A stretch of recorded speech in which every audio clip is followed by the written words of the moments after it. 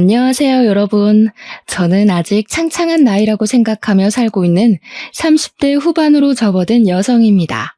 매번 이곳을 찾아와서 다른 분들의 사연을 들으며 같이 웃고 같이 울고 하다가 제 이야기를 써보려고 글자를 적으니 뭔가 이상하기도 하고 쑥스럽기도 한 마음이 듭니다. 제 이야기를 과연 이곳에 풀어놓아도 다른 분들이 저처럼 웃고 울고 함께 저의 마음을 공감해 줄까 싶은 생각이 들어서 이렇게 글 써도 되나 하는 망설임이 생기기도 합니다.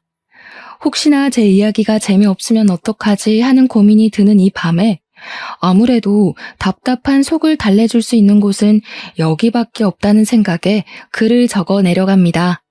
저는 아직 적다면 적은 30여 년을 살았지만 다른 분들이 60대, 70대에 겪는 풍파를 모조리 겪었다는 생각을 이상하게 지울 수가 없습니다. 남들은 살면서 한 번 겪기도 힘들다는 갖은 순환과 시련을 저는 왜 이렇게 이른 나이에 겪게 되었는지 참 제 운명이 이렇게 기구한 건가 싶기도 하고요. 하지만 이제는 모든 일을 보내주었기에 조금 다른 생각을 가지고 살아보려고 합니다. 이른 나이에 겪게 되어서 남들보다 더 단단해진 제가 될 수 있었다고요. 이쯤 되면 얼마나 모진 일을 겪었기에 저런 소리를 할까 싶으시죠? 물론 기상천외한 놈들이 판치는 세상이라 제 이야기가 별거 아니게 느껴지실지도 모릅니다. 하지만 제 인생에서 이런 일은 두 번 다시 없을 것이며 다른 분들 인생에도 이런 일이 없길 바라며 제 사연을 한번 끄적 걸어봅니다. 지금부터 저와 함께 시작할 제 이야기를 끝까지 들어주시고 여러분들의 좋은 조언을 가슴에 새겨보도록 하겠습니다. 제가 오늘 들려드릴 이야기의 주인공은 사실 제가 아니라 저의 남편이라고 말을 해도 과언이 아닐 정도로 남편의 비중이 상당히 높습니다. 다른 분들도 남편을 남의 편이라 부르며 많은 이야기들을 하시던데 저의 남편은 참으로 특이한 점이 하나 있습니다. 그게 무엇이냐 하면 바로 제 남편이 아주 어마어마한 구두쇠 중에 구두쇠라는 점입니다. 동화책에서나 나오던 스크루지 아저씨 그 인간보다 더하면 더했지 덜하지 않은 사람이죠. 정말 저는 살면서 이렇게까지 돈을 아낄 수 있나? 사람이 이렇게 짠돌이일 수 있나 하는 마음을 매일같이 느끼면서 살았습니다. 왜 그런 남자와 결혼을 했냐 싶으시죠? 처음에 저는 남편의 근검절약하는 모습이 너무 검소해 보이고 신중해 보이고 이 사람이랑 살면 평생 돈 걱정은 안 해도 되겠구나 싶었습니다. 어떻게 보면 그 구두쇠 짠돌이 같은 모습이 제 마음을 움직이게 만든 결정적인 부분이기도 했던 것입니다. 저랑 남편은 제가 다니던 직장에서 만나게 되었는데 제가 일하던 곳이 주방용품, 그러니까 업소용 주방 가전, 가정용 주방 가전 같은 것을 파는 매장이었습니다. 그 매장에서 저는 일개 직원에 불과했지만 우리 남편은 그 커다란 매장을 운영하고 있는 사장님이었습니다. 매장이 꽤 큰 매장이기도 했고 물건을 파는 게 아무래도 가전 쪽이고 업소용이 훨씬 많다 보니까 매출 자체는 꽤 많은 그런 매장이었습니다. 원래 주방 가전이라는 게 여성들의 마음을 움직이게 하는 전자제품이다 보니까 구매를 하러 오시는 분들이 통 크게 주문을 하시곤 하셨거든요. 한마디로 남편은 현금을 꽤 만지는 사람이었습니다. 현금으로 사면 살짝 할인도 해드리고 수수료도 조금 빼주고 하고 있기 때문이었습니다. 거기다가 가게에 들어오는 가전들이 중고 가전들도 있었고 새 가전들도 취급을 했는데 다른 매장이 철수할 때 싸게 수입해서 번쩍번쩍 광을 내고 조금 웃돈 받아 팔기도 했었습니다. 철수하는 매장에서 다량으로 물건들이 들어오게 되면 꽤 대박인 수준으로 물건 재판매가 되어서 돈을 굴리기엔 쏠쏠한 매장이었습니다. 아무튼 그런 남편은 돈을 잘 번다는 사람임에도 불구하고 엄청난 짠돌이처럼 굴었는데 사실 연애를 할 당시에는 이 정도까지 짠돌이는 아니었습니다. 돈을 써야 하는 타이밍에는 팍팍 쓰면서 저에게 선물도 잘 안겨주었고 아낄 때는 그 누구보다 아끼며 사치를 절대 하지 않는 계획적인 인간처럼 보였습니다. 거기다가 남편이 저보다 10살이나 연상이었기 때문에 사실 연애를 할 당시에 제가 지나가는 말로 예쁘다 하면 바로바로 결제를 해주는 그런 남자였죠. 한마디로 사랑하는 사람에게만큼은 절대로 돈을 아끼지 않는 이 시대 최고의 남성이었단 말입니다. 하지만 사업장에서는 연애할 때의 모습과는 전혀 다르게 조금 구두쇠처럼 굴기는 했었습니다. 예를 들면 회식을 할 때 메뉴는 무조건 돼지로 통일이라거나 커피 같은 것도 직원들이 지나가는 말로 아메리카노 먹고 싶다고 말을 해도 믹스커피 타서 냉장고에 넣어두고 먹으라고 모르쇠처럼 굴기도 했습니다.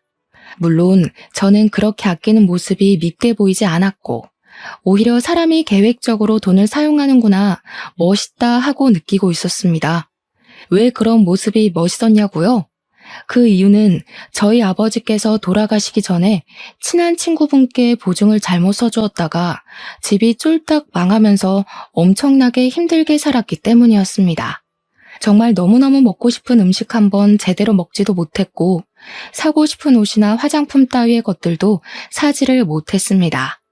아버지 친구분의 뒤통수로 인해 그 빚을 전부 막아내고 갚아내느라 아버지께서는 한평생 팔자에도 없는 막노동을 하면서 돈을 악착같이 모으셨습니다. 그리고 그 빚을 몇 년에 걸쳐서 온 가족이 다 갚은 지 2년이 되던 어느 날 막노동을 하며 얻게 된 폐병으로 인해서 아버지는 세상을 등지게 되었습니다.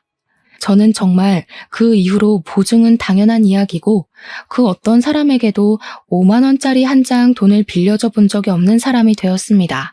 저도 돈이 생기면 무조건 저금을 하고 계획을 가지고 돈을 쓰는 사람이 되었던 것입니다. 저도 물론 남편을 만나기 전에 여러 연애를 하면서 살았는데 그때마다 남자친구들이 저에게 짠순이라며 저의 근검절약을 나쁘게 보는 사람들이 덜어 있었습니다. 그래서 저는 저처럼 절약하는 습관이 있는 남자를 만나고 싶다는 생각을 꾸준히 해왔었는데 완벽하게 제 남편이 제가 원하는 모습을 하고 있더라고요. 우리 남편은 정말 심각한 구두쇠지만 저에게만큼은 돈을 아끼지 않겠다고 하지 않았겠습니까? 그러니 제 눈에는 누구보다 1등 신랑감으로 보였던 겁니다. 우리 남편이 저보다 10살이 연상이었기 때문에 사실 얼굴이 좀 많이 늙어 보이기도 했고 몸매도 아저씨처럼 볼품이 없는 사람이긴 했습니다. 하지만 그 모든 단점이 우리 남편의 절약 정신으로 용서가 되었습니다.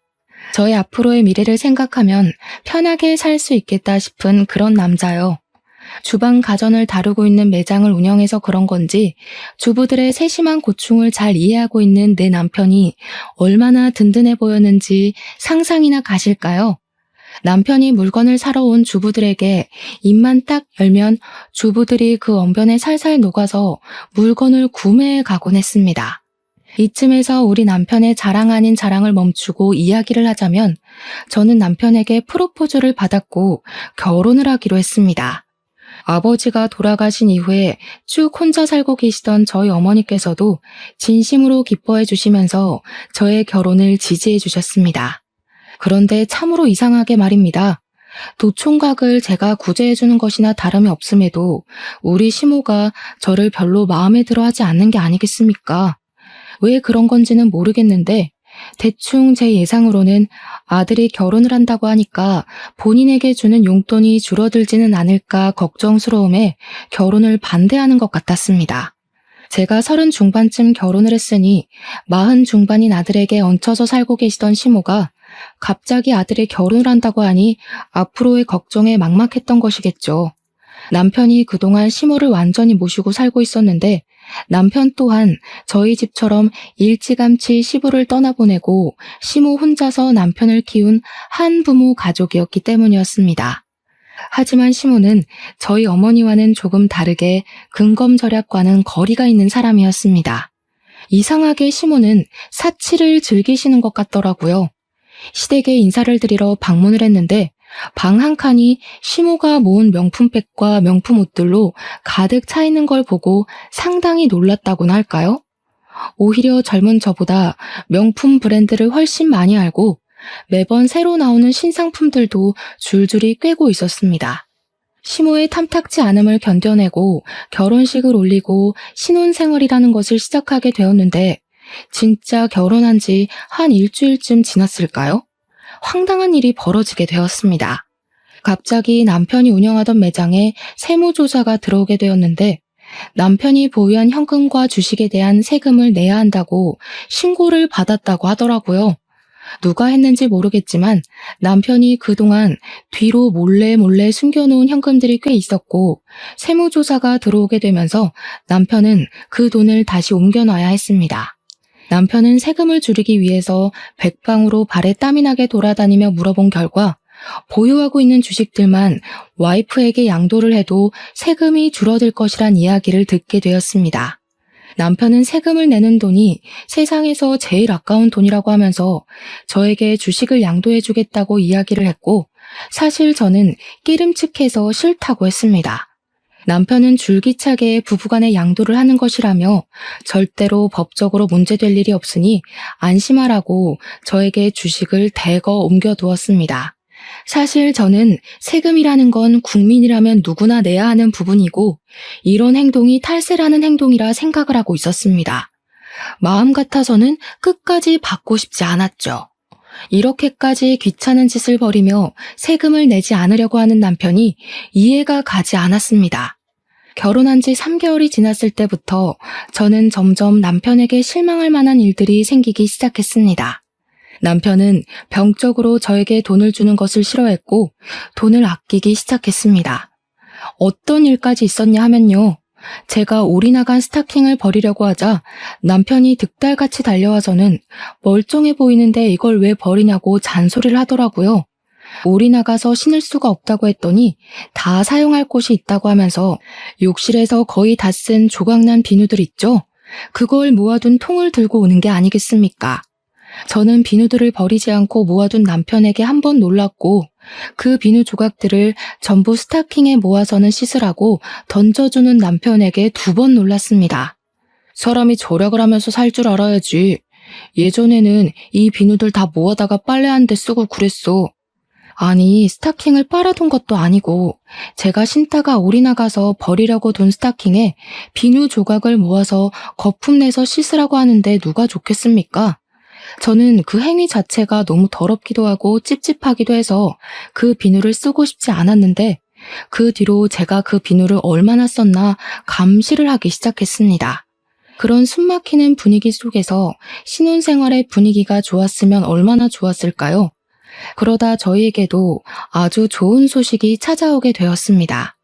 결혼 6개월 차가 되었을 때 제가 임신을 하게 되었던 것입니다. 임신과 출산을 해보신 분들은 잘 아시겠지만 입덧이라는 게 제 마음처럼 조절이 되는 것이 아니지 않겠습니까? 이상하게 먹을 것이 너무 당기는 바람에 살이 어마어마하게 올랐습니다. 제 몸무게가 결혼할 때쯤 50kg 정도였는데 만삭 때 무게는 76kg가 될 정도로 살이 엄청나게 붙게 되었습니다. 오죽하면 병원에서도 임신 당뇨가 올 수 있으니 조심해야 한다고 과일이나 당류를 먹지 말라고 경고를 할 정도였으니 상상이 가시겠죠. 처음에 살이 붙기 시작했을 때 남편은 임신했으니까 살이 붙는 건 당연한 거라고 마음껏 먹으라고 저를 안심시켜 주었지만 날이 갈수록 불어나니 눈치를 주더라고요. 임신 기간 내내 대놓고 먹지 말라고는 하지 않았지만 그렇게 먹으면 속이 더부룩하지 않냐, 집안 살림 거덜내겠다 하면서 은근히 먹지 말라는 신호를 주었습니다. 저희 친정어머니께서는 제가 임신을 했다고 하니 좋은 걸 먹이고 싶어서 반찬도 가져다 주시고 제철 음식도 매번 해서 주셨습니다. 하지만 시모는 살이 찐 저를 보면서 저러다가 소박을 맞는 거 아니냐면서 적당히 살을 찌우라고 잔소리를 멈추지 않으셨습니다. 우리 아들이 퍽이나 그런 몸매를 한 여자한테 마음이 동하겠니? 살이 쪄도 어쩜 저리 뒤룩뒤룩 찐 건지 보기 흉하다. 그렇게 서러운 임신 기간을 보내고 출산을 한 뒤로 정말 이래도 되나 싶을 정도로 지옥 같은 육아를 시작하게 되었는데 이상하게 몸무게는 별로 빠지지 않더라고요. 누가 그런 소리를 했었는데 육아는 운동이 아니라 노동이라고, 노동은 절대로 살이 빠지지 않는다고요. 아무튼 그렇게 열심히 아이를 돌보고 밥도 제대로 못 먹고 했는데도 불구하고 살은 60kg 초반에서 더 이상 빠지지 않았습니다. 결혼을 할 당시보다 10kg 이상 살이 올라붙었으니 제 모습이 얼마나 미워 보였겠습니까? 남편이 저와 같은 방에서 자는 걸 거부하기 시작했습니다. 당신이 싫어서 각방을 쓰겠다는 게 아니라 애가 밤마다 울어대니까 시끄러워서 내가 같이 잠을 잘 수가 없잖아. 나는 내일 출근을 해야 하는 사람인데, 내가 잠 못 자서 출근 못하면 돈은 누가 벌어올 거야? 애 때문에 잠을 푹 못 자니까 내일 일에 지장이 생기잖아. 아무튼 따로 잘 테니까 그런 줄 알아. 저는 그런 남편에게 배신감이 느껴지기도 했고 서럽기도 했지만 생활비가 전부 남편의 주머니에서 나오고 있었으니 어쩔 수가 없었습니다.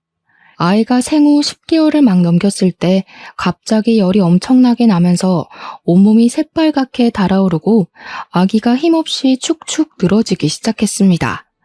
하필이면 그날이 금요일 밤이었고 병원 문이 열려있는 곳이라고는 응급실밖에 없는 상황이었습니다. 애는 열이 너무 올라서 그 작은 몸으로 온몸을 부들부들 떨며 경기를 일으키는 지경이 되었는데 남편은 태연하게 휴대폰만 만지고 있는 게 아니겠습니까? 뭐해? 빨리 옷 입어요. 우리 애 이러다가 큰일 나겠어. 빨리 응급실이라도 가요. 아니 고작 열 좀 나는 걸로 뭘 응급실이야? 그냥 해열제나 먹이고 땀이나 닦아주면 된다던데. 지금 응급실 가면 돈만 비싸고 처방해주는 건 다 똑같아. 어차피 가봐야 해열제나 먹이라고 할 텐데 그냥 월요일까지 버텼다가 동네 소아과 가. 아니 아무리 아이한테 관심이 없다고 해도 그렇지 말도 못하는 우리 아기가 아픈데 돈 아깝다는 말이 나올 수가 있는지 정신이 나갈 것 같더라고요. 저는 열 경련을 일으키는 아이의 열을 내리려고 온몸을 미지근한 수건으로 닦아주고 있었는데 그 물이랑 수건을 너무 화가 나서 남편에게 던져버렸습니다. 당신이 그러고도 애 아빠야? 사람이야? 애가 아픈데 휴대폰만 만지고 있으면서 아무것도 안 하는 게. 아씨, 오래간만에 쉬는 날인데 별걸로 다 난리야. 그러더니 저를 째려보면서 축축하게 젖은 옷을 벗어 거실 바닥에 아무렇게나 던져두고는 방으로 쑥 들어가는 게 아니겠습니까? 저는 결국 터져나오는 눈물을 참지 못하고 애를 둘러엎고 택시를 타고 응급실에 갔는데 우리 애가 폐렴이라고 하더라고요. 정말 응급실 구석에서 그 작은 발에 수액을 맞고 있는 아이를 보면서 엉엉 울다가 처음으로 이혼이라는 것을 결심하게 되었습니다. 그런데 제가 이혼을 결심한 그 응급실 사건이 있었던 날 이후로 남편의 단점들 중에서도 엄청난 단점들만 제 눈에 쏙쏙 들어오는 게 아니겠습니까? 특히나 결혼 전에는 장점으로만 느껴졌었던 우리 남편의 짠돌이 같은 그 성격이 진절머리 나게 싫어지고 정말 죽이고 싶다는 충동까지 들게 하더라고요. 구두쇠 중에 구두쇠, 음식을 먹을 때에도 이건 얼마냐, 저건 얼마냐, 이 반찬 하는데 1,000원이면 만들 수 있지 않냐 하고 정말 미치겠더라고요. 아니 요즘 반찬 가게에서 반찬을 사도 얼만데 들어가는 재료값들은 물론이고 제 노동력은 생각도 안 하고 1,000원 이러고 앉아있으니 당연히 정신 나간 놈 같아 보였습니다. 저는 오죽하면 남편의 얼굴을 마주보면서 밥을 먹으면 체하는 기분이 들 것 같아서 밥을 따로 먹기 시작했습니다. 저는 애를 챙기느라 바쁜 와중에도 곧 다가올 돌날을 준비하기 위해 이리저리 발로 뛰며 돌잔치 장소도 알아보고 드레스 대여도 알아보고 있었습니다.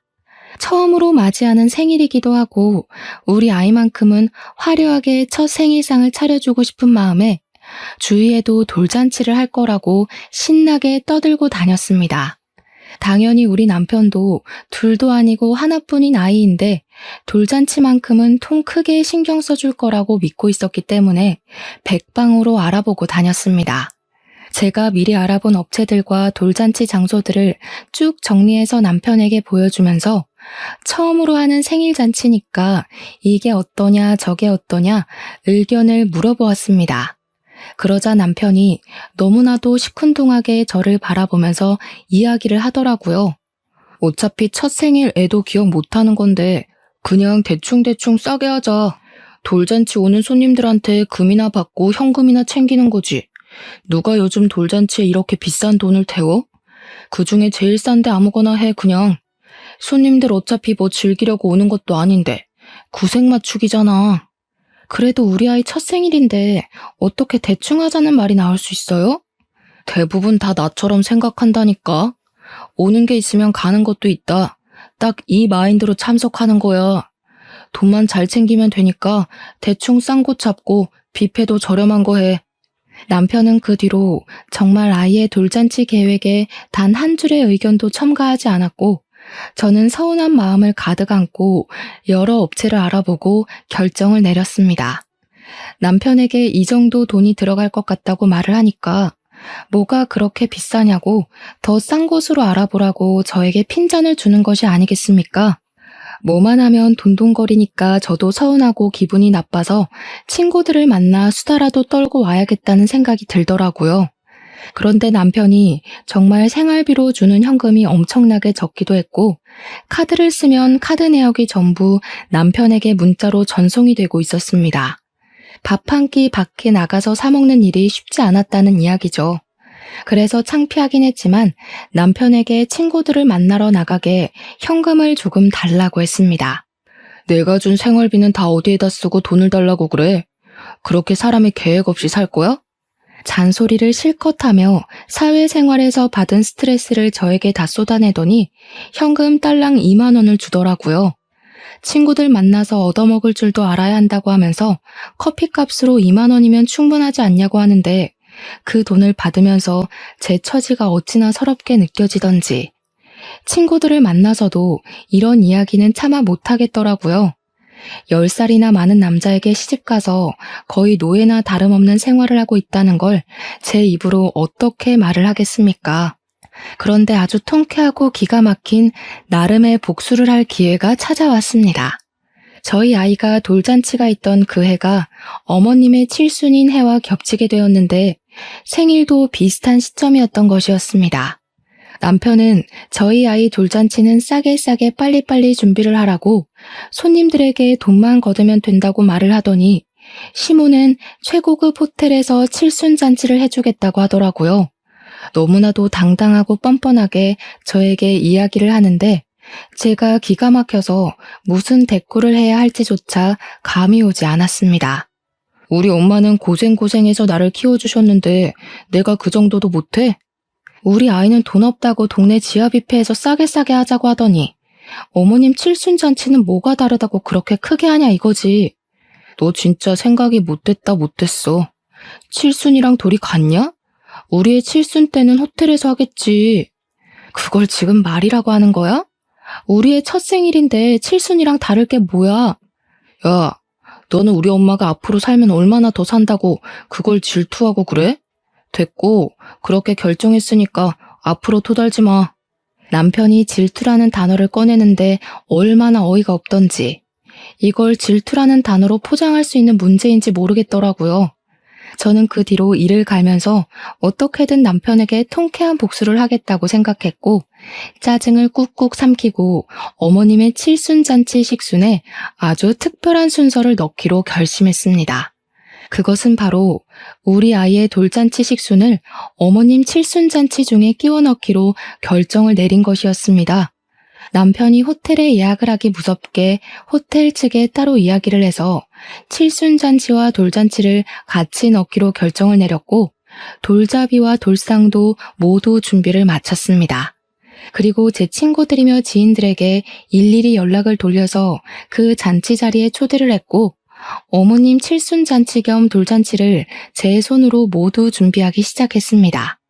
남편에게 제가 칠순잔치 준비를 할 테니 걱정하지 말고 있으라고 이야기를 했더니 내심 좋아하면서 아예 신경도 쓰지 않더라고요. 단순한 사람이라 이럴 때는 참 편했습니다. 당연히 제가 이런 계획을 세우고 있다는 것을 시모와 남편은 꿈에도 생각하지 못했습니다. 우리 짠돌이 남편은 시모 칠순잔치에 방문할 손님들이 대충 100명 정도 될 것이라고 예상을 하고 있었는데 실상은 매우 달랐습니다. 우리 아이 돌잔치에 참석할 손님들만 해도 100명이 더 추가가 되었으니 얼마나 놀랐을지 상상이나 가시나요? 제가 그 100명을 끌어모으기 위해서 평소에 연락을 하지도 않던 지인들에게 일일이 연락을 돌려서 우리 아이 돌잔치에 제발 참석해서 밥이라도 먹고 가라고 며칠을 졸랐는지 모릅니다. 당일이 되어서야 예약된 인원이 100명이 아닌 200명이란 사실을 알게 된 남편이 깜짝 놀라서 호텔 직원을 찾아가 따져 묻기 시작했습니다.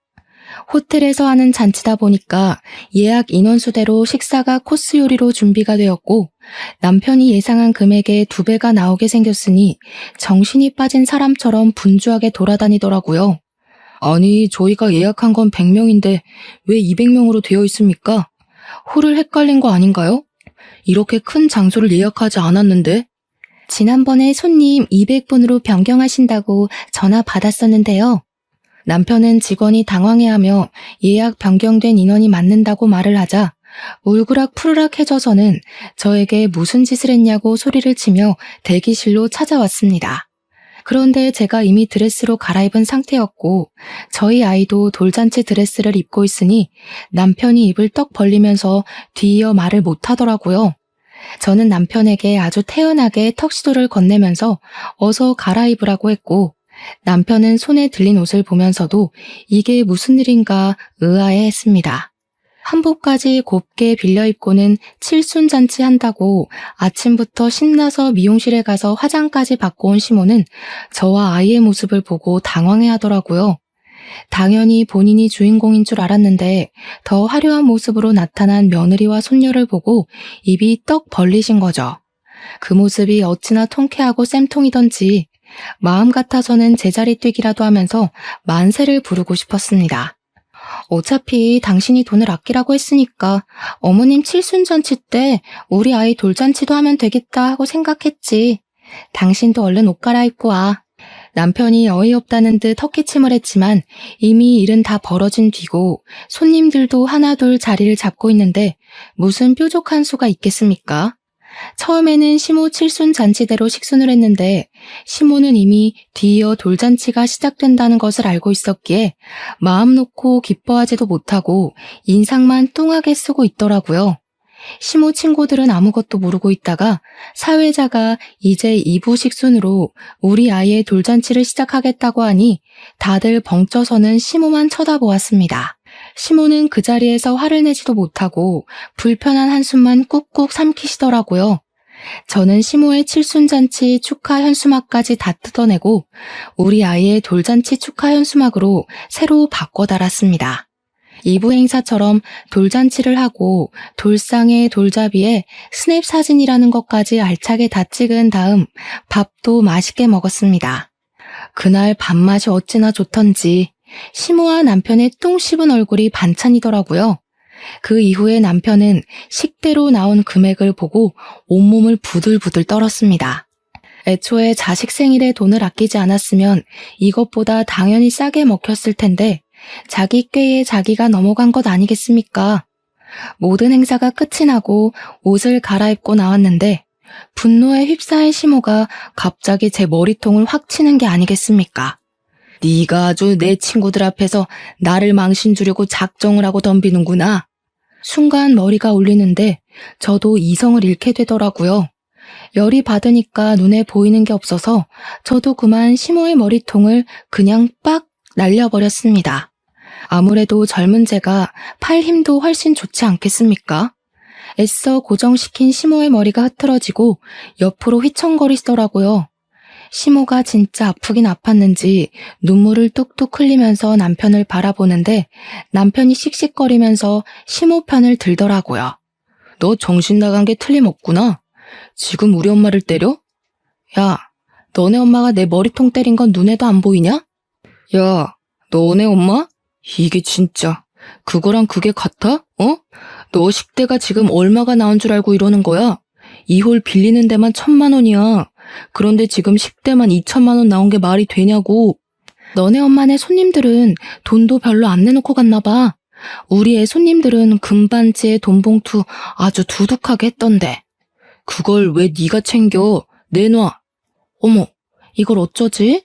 현금은 이미 통장에 넣었고 금반지는 우리 엄마한테 녹여서 목걸이 만들어달라고 보냈는데 그렇게 통쾌한 복수를 하고 난 이후 남편은 아주 치사한 방법으로 저를 괴롭히기 시작했습니다. 바로 생활비를 확 줄여버린 것이었습니다. 남편은 생활비를 줄이면서 저에게 돌잔치 때 돈 많이 챙긴 거 아니었냐고 그 돈으로 생활하면 되겠다고 비아냥거렸습니다. 저는 아기 분유값에 기저귀 값에 부가적으로 들어가는 돈 때문에 힘들어 죽겠는데 남편이라는 놈이 저런 식으로 나오니까 열이 받아서 더는 이렇게 못 살겠다 싶었습니다. 거기다가 저랑 애한테 들어가는 돈은 그렇게나 아끼고 아껴대면서 자기 먹고 노는 돈이랑 시모에게 들어가는 사치 비용은 하나도 아끼질 않더라고요. 맨날 말로만 죽겠다 죽겠다 하고 정작 쓰는 돈은 펑펑 쓰니 제가 열이 안 받겠습니까? 지 허리벨트 하나 사는 것까지도 전부 명품으로 긁어대면서 우리 아이와 저는 이렇게 거지꼴로 아껴 살아야 하나 싶은 생각이 들었습니다. 그러던 어느 날 항상 하늘은 불쌍한 자를 돕는다고 하지 않겠습니까? 우리 남편이 친구를 따라가서 돈을 더 불리고 싶다는 욕심에 큰 투자를 하나 하게 되었습니다. 물론 저에게는 비밀로 하고 가게 보증금까지 담보로 잡고서는 고위험에 속하는 주식 투자를 하나 들어가게 되었는데 사실 저희 남편이 투자를 잘하긴 하거든요. 엄청나게 좋은 주식이라는 말에 큰돈 한번 당겨보자는 심산으로 친구 따라 알아보지도 않고 아무 주식이나 들어갔다가 휴지 조각으로 변해버리고 만 것입니다. 있는 돈으로만 투자를 했으면 돈 잃고 마는 것인데 가게에 보증금까지 걸어뒀으니 남편 발등에 불똥이 튀기 시작한 거죠. 거기다가 엎친 데 덮친 격으로 팔았던 물건들에 어마어마한 클레임이 걸려오면서 된통 그 값까지 뒤집어 쓰게 된 것입니다. 우리 남편은 순식간에 빚더미에 앉은 알거지가 되었습니다. 남편은 급한 불을 끄고자 시모에게 가서 돈을 좀 빌려달라고 했는데 저희 시모도 엄청난 사치왕이라고 하지 않았겠습니까? 당연히 돈 없다고 했다더라고요. 그 이후에 남편은 정말 정신 나간 사람처럼 쉬지 않고 이곳저곳에 돈을 빌리러 다니기 시작했는데 어쩜 돈을 빌려주겠다고 나서는 친구가 하나도 없었습니다. 저는 그런 초라한 남편의 모습을 보면서 깨닫게 되었습니다. 남편이 오죽 짠돌이처럼 굴었으면 이런 위급한 상황에 돈을 빌려줄 친구가 하나도 없는지 말입니다. 저도 물론 근검절약하는 생활을 이어가긴 했지만 남편은 저와 수준이 다를 정도로 주위 사람들에게 돈을 아끼면서 살았거든요. 자기가 밥을 살 때에는 싸구려만 먹이고 남한테 얻어먹을 때는 하나라도 더 뽑아 먹으려고 애를 쓰는 사람처럼 살았으니 누가 남편을 돕고 싶겠습니까? 그것도 자기 매장을 운영하면서 돈까지 넉넉하게 만지는 사람이 없는 사람들보다 더 없는 모습으로 살았으니 친구들이 전부 진절머리가 났겠죠. 도울 때 확실하게 도울 줄 알았어야 했는데 남편에게 그런 지혜는 전혀 없었던 것입니다. 여보, 나 진짜 이러다가 가게 곧 나발이고 거리에 나앉게 생겼다고. 초가에 가서 돈이라도 좀 빌려달라고 해봐. 어? 저에게 사정사정을 하다가 돈 빌려오라고 윽박을 질렀다가 하는데 저는 그런 남편의 모습이 너무나도 웃겨서 깔깔거리며 비웃어 주었습니다. 남편이 정신나간 년처럼 웃는 저를 보면서 머리가 어떻게 된 거 아니냐고 우리 가족 전부 거리에 나앉게 생겼는데 웃음이 나오냐고 소리를 치더라고요. 저는 그런 남편에게 정색을 하며 이야기를 했습니다. 왜 웃으면 안 돼? 그동안 지사치하는데 돈 쓰고 할 때는 아까운 줄 모르고 팍팍 쓰더니 이제 와서 아쉬우니까 친정 타령? 우리 집에 도대체 뭘 해준 게 있다고 우리 엄마 돈을 가져오라고 하는 건데? 당신 진짜 양심 없다. 가족이니까 당연히 사이가 힘든데 한 푼이라도 더 쥐어줘야 하는 거 아니냐? 어? 당신은 우리 엄마한테 뭐 하나 해준 거라도 있어? 사람이 어떻게 매번 주거니 받거니 해. 이번에 도와주시면 내가 또 언젠가 도움이 될 날이 있지 않겠냐고. 지금 당신 꼴을 보면서 이야기해. 당신이 얼마나 짠돌이처럼 굴고 사람들을 못 챙겼으면 이렇게 힘들 때 나서서 도와주겠다는 사람이 하나도 없어? 가게나 정리하고 빚이나 막아. 그랬더니 남편이 입에 거품을 물면서 가게를 정리하고 나면 우리 가족들 전부 뭐 먹고 살라고 그런 소리를 하냐고 화를 내는 게 아니겠습니까? 정말 연애할 때랑은 판이하게 다른 모습으로 저에게 신경질을 내는데 제가 그동안 이딴 저급한 인간을 남편이라고 믿고 살았다는 게 후회가 되더라고요. 저는 이혼을 확실하게 결심한 뒤였기 때문에 속이 후련해질 때까지 남편에게 비아냥거리기로 결심을 했습니다. 내가 이대로 혼자 죽을 줄 알아? 내가 망하면 우리 가족 전부 다 망하는 거야. 왜 우리 가족이 다 망한다고 생각해? 당신만 망하는 거야. 나는 당신이랑 이혼할 거거든. 저는 이혼을 결심한 이후에 품에 소중하게 안고 지냈던 이혼 서류를 남편에게 떡하니 내밀었습니다. 남편은 이혼 서류를 받아들고서 한참을 씩씩거리며 분노를 참지 못하더니 저에게 삿대질을 하면서 목에 핏대를 세우고 말을 하더라고요. 누구 마음대로 이혼이야? 이 옆에 내가 편하게 살게 해줬더니 감히 내 뒤통수를 치겠다는 거야? 편하게 살게 해줘? 누가 누구를 편하게 살게 해줘? 당신이 나한테 그동안 했던 짓을 생각해봐. 얼마나 치사하게 굴었는지. 한 푼 두 푼 아껴서 지금까지 일도 안 하고 먹고 살게 해줬으면 감사한 줄 알아야지. 내가 힘들 때 도망을 가겠다는 게 뒤통수지 뭐야? 지금 나한테 소리 지를 사람은 당신이 아니야. 우리 엄마지. 어떻게 보는 눈도 없어서 이딴 놈이랑 결혼을 하고 3년이 넘는 시간을 같이 살았냐고 화를 내도 우리 엄마가 내야 한다고. 내가 마트에서 장 볼 때, 친구 만날 때, 아기 물건 살 때마다 그게 꼭 필요한 거냐고 되묻던 당신이 나를 편하게 살게 해줘? 너네 엄마가 명품백 살 때는 돈 한 번 아낀 적이 없으면서 내가 장바구니 하나 살 때마다 눈치를 주던 당신이 그런 소리를 해? 그렇게 아껴 살아서 겨우 한 짓이 투자 실패라니. 당신 벌 받은 거야. 나는 절대 이혼 못하니까 그런 줄 알아. 어디 옆에 내가 집에서 애나 돌보고 집안일이나 할 것이지 큰 소리를 떵떵 치고 살아. 누구 마음대로 못해준다 만다야? 당신이 못하겠다고 버티면 나는 소송이라도 할 테니까 그런 줄 알아. 제가 소송까지 불사르겠다고 하자 남편은 씩씩거리다가 갑자기 소리를 꽥 지르면서 저에게 생각난 듯 말을 했습니다. 내가 신혼 초에 넘겨놨던 주식 있지? 그거 그대로 있지? 네가 가진 내 주식 다시 내 계좌로 돌려놔. 그거면 급한 불 맞고도 남지. 내놔. 처음에는 남편이 무슨 말을 하는지 이해를 못하고 있다가 곰곰이 생각을 해보니 남편이 세금을 덜 내려고 제 계좌로 옮겨두었던 주식이 생각나게 되었습니다. 저는 남편에게 끝까지 유익한 일을 하고 싶지 않았기 때문에 발악하는 남편을 두고 간단하게 챙긴 짐을 들고 친정으로 도망치듯 나왔습니다. 남편은 제가 이러다가 말겠지 하고 생각을 했는지 저를 찾아오지도 않고 메시지만 열심히 보내더라고요. 지금 돌아오면 용서해주겠다, 생활비를 더 줄여버리겠다 하는 아주 추잡한 메시지들을 보내면서 저에게 주식이나 빨리 확인해보라고 하더라고요. 저는 남편의 마지막 메시지를 확인하고 생각이 나서 힘들게 주식 앱을 설치하고 들어가서 잔고를 확인해 보았습니다. 그리고 저는 너무 놀라서 입을 틀어막게 되었습니다. 글쎄 그 주식이 그 3년 사이에 10배가 넘게 펄쩍 뛰어오른 것이 아니겠습니까?